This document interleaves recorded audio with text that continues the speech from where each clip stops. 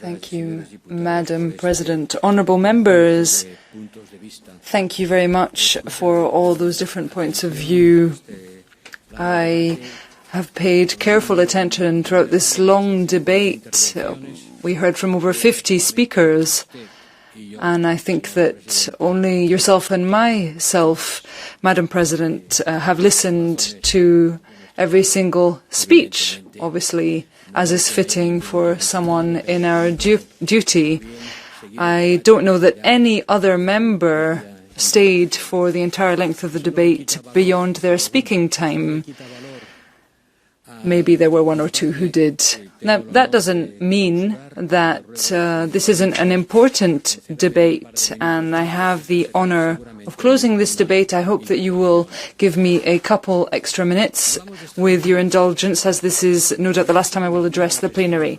We're talking about the United States, but the United States are not the same under Trump as they are under Obama. If you look at Spain, well, Spain is a different country under Franco or under González. You talk of Israel, but it's not the same Israel with Netanyahu or Peres at the helm. They may well be the same states, but they have different governments. And we would do well to talk about governments.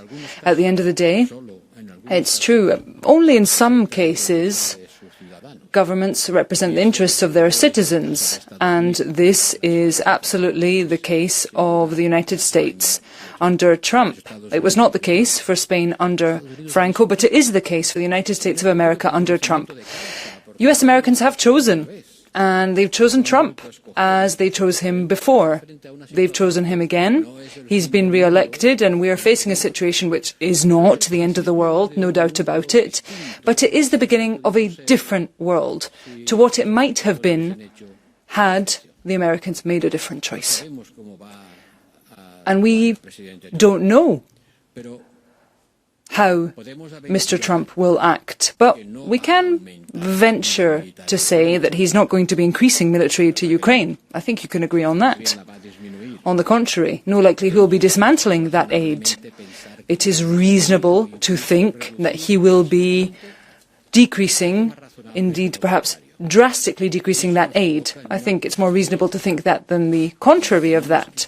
And this places us in a position where we must shoulder a responsibility. We have said to a country that we will help them to protect themselves against the aggressor, and I know that there are different viewpoints on that. But history will judge us. It will judge us on whether we helped Ukraine protect itself or whether we let Ukraine fall. We could think that Trump will avoid the colonization of the West Bank. I think that it's reasonable to say that, on the contrary, Trump will be boosting that colonization. Can we say that he will be containing the brutal, disproportionate reaction against Palestinians? No, we can't think that he'll be containing that. Quite the contrary.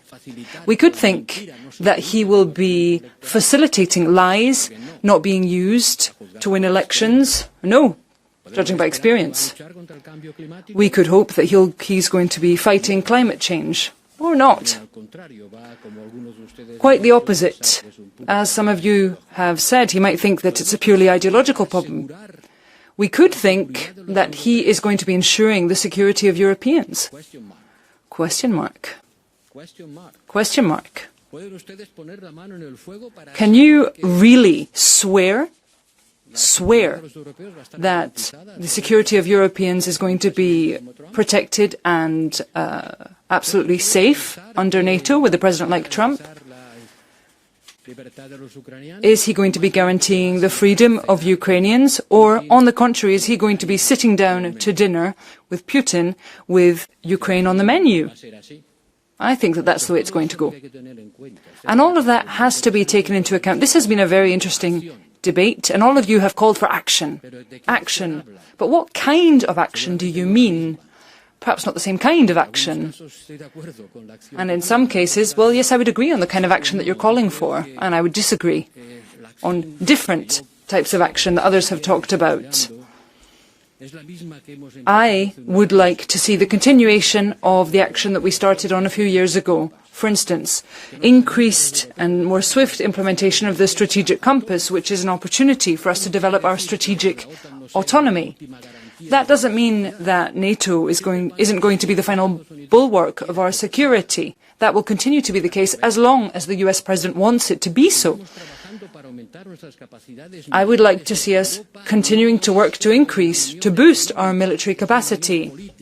Because Europe is not just an economic union, it's a political one, and we have a responsibility in terms of our defence. It's not just about producing weapons, munitions. It is about that also, but it's not just about that. And we cannot subcontract our security indefinitely. We need to accept our historical and strategic responsibility. I think that that's what Europeans should do. I think that that's what we've got to do in the face of President-elect Trump. And it's not always a question mark when it comes to him.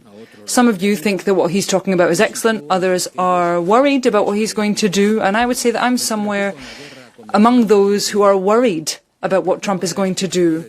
Worried about a trade war, about mass deportations of immigrants, about abandoning Ukraine, about continuing to sacrifice the rights of Palestinians, about the worries of an upcoming conflict. It's not the end of the world, but it is the beginning of a different world. The people of America have made their choice, and we need to respond to them as part of that. Our relations with the United States, with the people of America, with their economy, our trade ties are colossal, and the jobs of millions of Europeans depend on our trade ties with the US. Our prosperity is linked to US prosperity, and our fight for democracy too.